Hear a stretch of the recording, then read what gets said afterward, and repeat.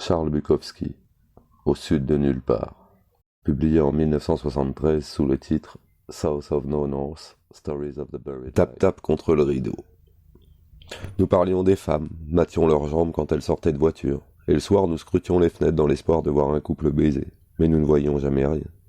Une fois on a surpris un type et une fille au lit. Le type plottait sa gonzesse et on a pensé, ça y est, c'est parti. Mais elle a dit, non, je n'ai pas envie de le faire ce soir. Après quoi elle lui a tourné le dos. Quand il a allumé une cigarette, on s'est mis à la recherche d'une autre fenêtre. Fils de pute, c'est pas une de mes femmes qui me tournerait le dos comme ça. Moi non plus, accepterais pas. On appelle ça un homme. Nous étions trois, moi, Baldi et Jimmy. Notre grand jour était le dimanche. Le dimanche, on se retrouvait chez Baldi et on descendait la grande rue en tramway. Ça nous coûtait 7 cents. À l'époque, il y avait deux cinémas, le Follies et le Burbank. Nous étions amoureux des stripteaseuses du Burbank, et comme les plaisanteries y étaient un peu moins vaseuses, nous allions au Burbank. Nous avions essayé les cinémas porno, mais les films n'étaient pas vraiment porno, et les intrigues se ressemblaient toutes. Deux types faisaient picoler une innocente gamine, et avant qu'elle ait eu le temps de se remettre de sa gueule de bois, elle se retrouvait dans un bordel avec une queue de marin et de Mexicain devant la porte. En plus, les clodos dormaient nuit et jour dans les cinémas porno, pissaient par terre, buvaient du vin, se foutaient sur la gueule. La puanteur de pisse, de vinasse et de meurtre était insupportable. Moyennant quoi, on allait au Burbank. Alors les gars, on va au cinoche aujourd'hui demandait le grand-père de Baldi. Bon Dieu non, monsieur, on a des trucs à faire. Pourtant on y allait. On y allait tous les dimanches. On partait de bon matin, bien avant le spectacle, et on arpentait la grande rue en regardant les bars vides, les filles assises dans l'entrée, leurs jupes remontées, donnant des coups de pied dans les raies de lumière, filtrant dans l'obscurité du bar. Ces filles avaient fière allure, mais nous étions au parfum. On connaissait le scénario par cœur. Quand un type entrait boire un verre, il raquait un maximum pour son verre et celui de la fille. Bien sûr, le verre de la fille était quasiment de la flotte, il avait droit à un sourire ou deux et puis basta. Si le gars donnait le moindre signe d'avoir du fric, le barman avisait le videur et le mec se retrouvait sur le trottoir sans son fric, en 2 temps, 3 mouvements. On connaissait le scénario par cœur. Après notre balade dans la grande rue, on allait dans une échoppe de hot-dog manger un hot-dog à 8 cents et boire une chope de bière à 5 cents. Comme on s'entraînait à soulever des poids, nos muscles saillaient. On relevait bien haut nos manches de chemise. Chacun de nous mettait son paquet de cigarettes dans sa poche de chemise. Nous avions même tâté des cours de Charles Atlas, tension dynamique, mais l'haltérophilie nous semblait le moyen le plus évident et le plus efficace. Tout en mangeant notre hot-dog, avec notre énorme chope de bière, on jouait au flipper, un penny la partie. Fallait qu'on connaisse parfaitement ce flipper. Quand t'atteignais le score idéal, t'avais une partie gratuite. Et vu qu'on n'avait pas beaucoup de fric, on devait coûte que coûte jouer comme des champions. Frankie Roosevelt était au poste de commande, la vie s'améliorait un peu. Mais c'était toujours la dépression, aucun de nos pères n'avait de travail. Où nous trouvions notre maigre argent de poche était un mystère, mais le fait est que nous avions l'œil pour tout ce qui n'était pas arrivé au sol. Nous ne volions pas, nous partagions, et nous inventions. N'ayant que peu ou pas d'argent, nous inventions de petits jeux pour passer le temps. L'un d'eux consistant à marcher jusqu'à la plage puis à retourner sur nos pas. D'habitude on faisait ça l'été, nos parents ne se plaignaient jamais quand on rentrait à la maison trop tard pour dîner. Pas plus qu'ils ne s'inquiétaient des grosses ampoules sur la plante de nos pieds. On commençait seulement à les entendre quand ils constataient qu'on avait usé le talon de la semelle de nos chaussures. Ils nous envoyaient illico presto dans un petit magasin bon marché, où, pour un prix raisonnable, on trouvait des talons, des semelles et de la colle. Même topo quand on jouait au football américain dans les rues. Aucun fonds n'était disponible pour aménager des terrains de jeu. On était tellement dur à cuire qu'on jouait au football américain dans les rues durant la saison de football, la saison de basket, la saison de baseball, et rebelote pendant la saison de football suivante. Quand tu te fais plaquer sur l'asphalte, il se passe des choses. La peau éclate, les os craquent, le sang gicle. Mais tu te relèves comme si de rien n'était. Nos parents se foutaient des écorchures, du sang et des bleus. Le péché capital et impardonnable, c'était de faire un trou dans un genou de notre pantalon. Chaque garçon possédait en tout et pour tout 2 paires de pantalons. Son pantalon de tous les jours et son pantalon du dimanche. Il était hors de question de faire un trou au genou d'une de tes 2 paires de pantalons, parce que cela prouvait ton dénuement et ta connerie, ainsi que le dénuement et la connerie de tes parents. Moyennant quoi, tu apprenais à plaquer un type sans tomber sur aucun de tes genoux.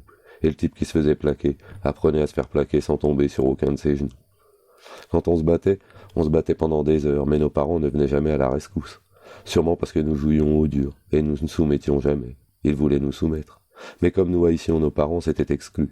Et comme nous les haïssions, ils nous haïssaient en retour et sortaient nonchalamment sur leur porche pour nous regarder nous battre impitoyablement. Ils bâillaient, ramassaient un prospectus publicitaire qui traînait, puis rentraient chez eux. Je me suis bagarré avec un type qui a fini sa carrière dans les sphères supérieures de la Navy. Je me suis bagarré avec lui tout un jour durant, de 8h30 du matin jusqu'après le coucher du soleil. Personne ne nous a séparés. alors que nous nous tabassions pile devant chez lui, sous 2 énormes poivriers, sous les moineaux qui nous ont chié dessus toute la sainte journée. Terne combat, combat au finish. Il était plus gros, un peu plus vieux et plus lourd, mais j'étais le plus cinglé des deux. On a arrêté d'un commun accord, je saurais pas expliquer ça, faut le vivre pour comprendre. Mais quand 2 types se tapent dessus depuis 8 ou 9 heures, une étrange fraternité se noue. Le lendemain, mon corps était bleu de la tête aux pieds. Aucune parole ne pouvait sortir de mes lèvres. Le moindre mouvement me faisait mal. J'étais sur mon lit, prêt à mourir, quand ma mère est entrée avec la chemise que j'avais portée pendant le combat. Elle l'a étendue au-dessus du lit, devant mes yeux, et elle a dit « Regarde, il y a des taches de sang sur cette chemise. Des taches de sang. Désolé. Je ne réussirai jamais à les nettoyer. Jamais. C'est son sang à lui. Je m'en fous. C'est du sang. Ça ne partira jamais. » Le dimanche était notre jour favori, notre jour de repos. Nous allions au Burbank. Ça commençait toujours par un mauvais film. Un très vieux film qu'on regardait en attendant la suite. On pensait aux filles. Les 3 ou 4 mecs de la fosse d'orchestre, ils jouaient fort. Ils jouaient peut-être pas trop bien, mais ils jouaient fort. Et les filles finissaient par sortir et s'emparer du rideau, du bord du rideau. Elles saisissaient ce rideau comme si c'était un homme. Elles secouaient leur corps et faisaient tap-tap contre le rideau. Après quoi, elles se mettaient à onduler et à se déshabiller. Quand on avait assez de fric, on avait même droit à un sachet de pop-corn, sinon, au diable pop-corn. Suivait un entracte. Un petit homme se levait pour annoncer « Mesdames et messieurs, je vous serais reconnaissant de m'écouter quelques instants. » Il vendait des bagues cochonnes. Quand on exposait à la lumière le verre de la bague, on découvrait une image de toute beauté. Satisfait ou remboursé. Chaque bague ne coûtait que 50 cents. Une vie entière de félicité contre une 50 cents seulement, à la disposition exclusive des clients du Burbank. Il suffit de l'attendre à la lumière et vous m'en donnerez des nouvelles. Merci beaucoup, mesdames et messieurs, pour votre aimable attention. Maintenant, les ouvreuses vont circuler parmi vous dans les travées. 2 pochardes arpentaient alors les travées, puant la vinasse, chacune portant un sac de bagues cochonnes. Je n'ai jamais vu personne en acheter. Je suppose toutefois que, si l'on tenait le verre de la bague dans la lumière, on devait contempler l'image d'une femme nue.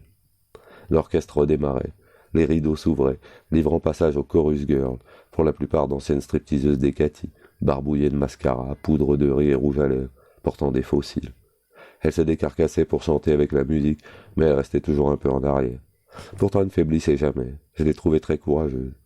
Puis arrivait le chanteur de charme. C'était très difficile d'aimer le chanteur de charme. Il chantait à tue-tête des chansons d'amour bafouées. Il ne savait pas chanter. Quand il avait terminé, il étendait les bras et saluait à la moindre vaguelette d'applaudissements. Puis arrivait le comédien. Lui était sacrément bon. Il sortait des coulisses avec son vieux manteau marron, le chapeau baissé sur les yeux, tanguant et roulant des épaules comme un clochard oisif, sans feu ni lieu. Une fille se pointait alors sur scène et les yeux du comédien ne la lâchaient pas. Il se tournait vers le public pour lui confier de sa bouche édentée « Nom de Dieu, que je sois damné !» Puis une autre fille entrait sur scène, il s'avançait vers elle, collait son visage contre le sien et lui déclarait « Je suis vieux, j'ai plus de 44 ans, mais quand le lit s'écroule, je termine par terre. » C'était trop, nous rions comme des bossus. Les vieux comme les jeunes, tout le monde était plié en deux. Suivait le coup de la valise. Il essayait d'aider une fille à faire sa valise, mais les vêtements dépassaient sans arrêt. J'arrive pas à tout fourrer dedans. Là, laissez-moi vous aider. Regardez, voilà que ça ressort encore. Attendez, je vais monter dessus. Quoi? Oh non, je vous interdis de monter dessus.